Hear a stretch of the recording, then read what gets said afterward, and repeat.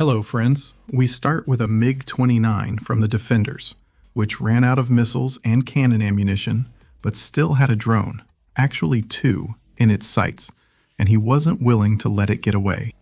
To shoot it down, the pilot decided to use physics, specifically the wingtip vortex. When it passed over the invader's Vulture drone, it destabilized it. This is an extremely risky tactic, since the Russian drone operator could have changed the Vulture's course to ram the Ukrainian fighter bomber, or could have made it explode, creating a cloud of debris that has already managed to bring down a couple of Ukrainian aircraft. But anyway, at least we know that, if it becomes absolutely necessary, the MiG-29 pilots still have some tricks up their sleeves that they can use to save lives on the ground.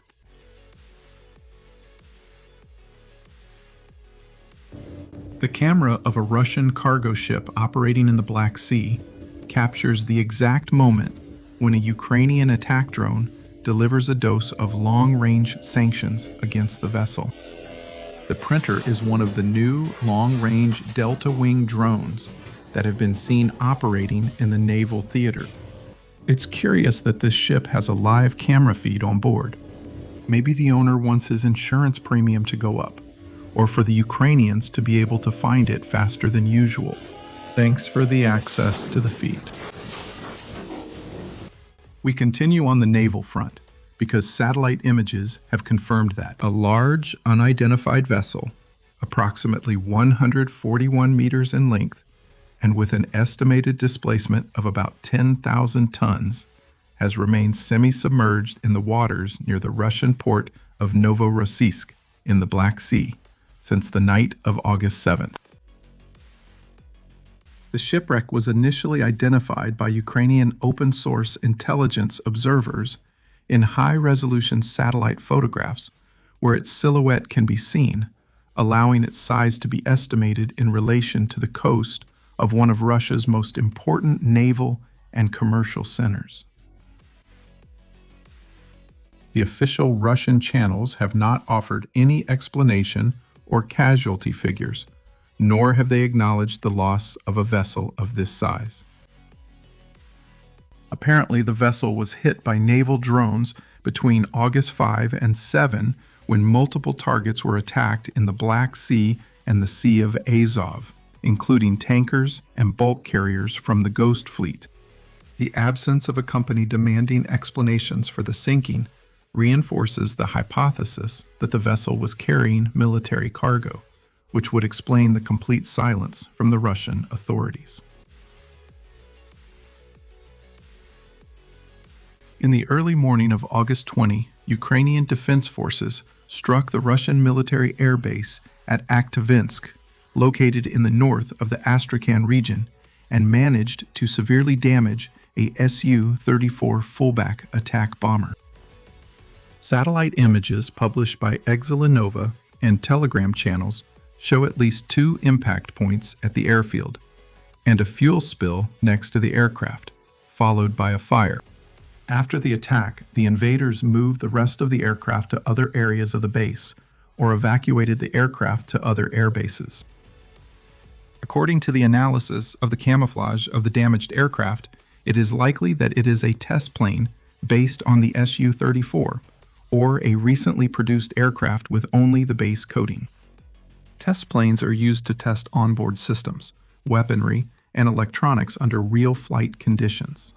This would make sense since the Aktovinsk base serves as a testing center for the Russian aerospace forces, and had already been the target of previous attacks, including one in June in 2024, where the Ukrainians managed to damage a Su-57 Felon that was also being used for flight tests. On the technological front, the British-Ukrainian company Firebolt Engineering achieved the first confirmed combat destruction of a Russian Buran-2 kamikaze drone using its Griffin Interceptor in early July. This fixed-wing interceptor is launched by a catapult and is capable of reaching speeds over 350 kilometers per hour. A new version, expected to reach 400 kilometers per hour, is expected to be launched thanks to a new engine developed with the British company Dynamic Propulsion. The system operates above 7,400 meters and has a range of up to 120 kilometers, with a flight endurance of approximately 20 minutes at a cruising speed of 300 kilometers per hour. The Griffin is designed to be able to land and be reused in case it does not find its target. With a price under $10,000, this system is extremely competitive against the massive swarms of drones that Ivan launches night after night. If we consider that the propeller-driven Garand costs $50,000 and the jet-powered Garand cost around $140,000, the Griffin arrives just as Russia is increasing the proportion of jet-powered Garands it launches every night against Ukraine. These are capable of reaching speeds close to 500 kilometers per hour and drastically reduce the detection and response windows for propeller-driven interceptors, especially at higher altitudes or under intense electronic warfare conditions. The Griffin was specifically designed to close that gap, as it is a scalable, reusable platform that allows defenders to conserve their anti-aircraft missiles for higher-value threats, while providing a rapid, layered defense against the most common air attacks. It's a good thing that these kinds of solutions are arriving. They are urgently needed.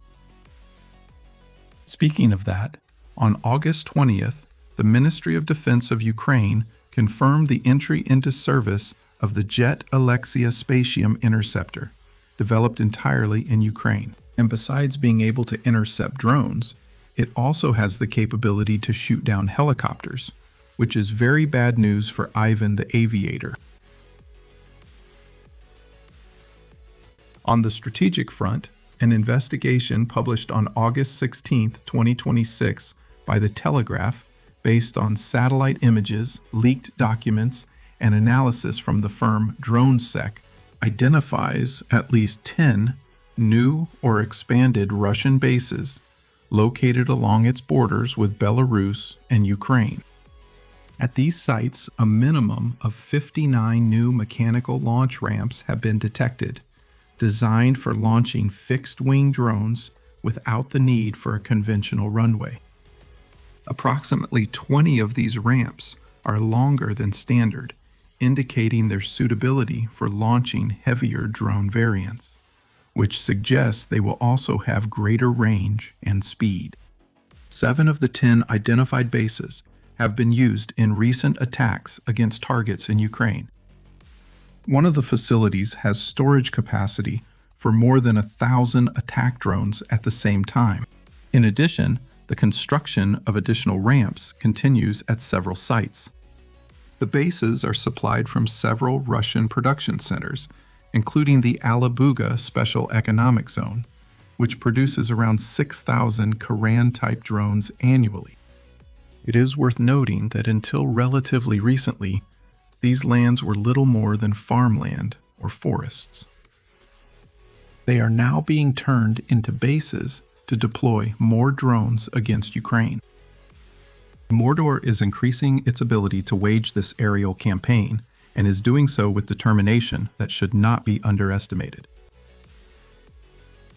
To conclude, I wanted to share a story of heroism, starring Anatoly Prokorenko, a 12-year-old who lives in the town of Simonivka, or Vlasta Chernihiv, who on April 18th was pruning a pear tree near his house, which is 11 kilometers from the Russian border, when he heard the characteristic buzzing of an approaching drone.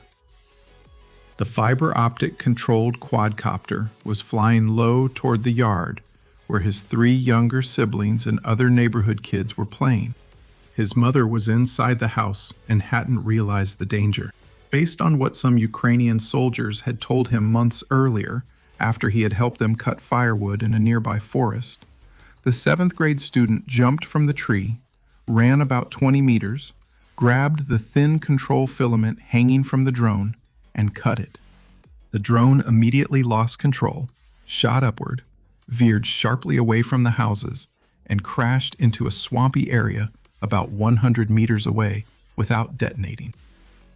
The boy, whose hobby is mechanics and repairing vehicles with his father, said he reacted instinctively, since his fear for what might happen to his siblings was greater than the danger. This case highlights the harsh reality of what the United Nations and observers have described as human safari tactics that Russian drone operators carry out against civilians in regions near the front.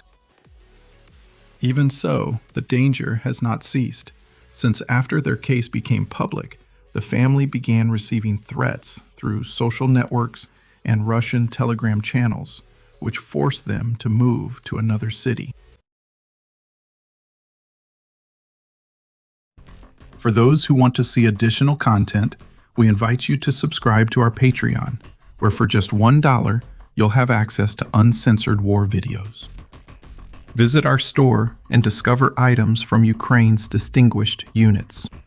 Each purchase directly supports United 24, contributing to reconstruction, civil aid, and defense. Don't forget to leave a like and subscribe to the channel.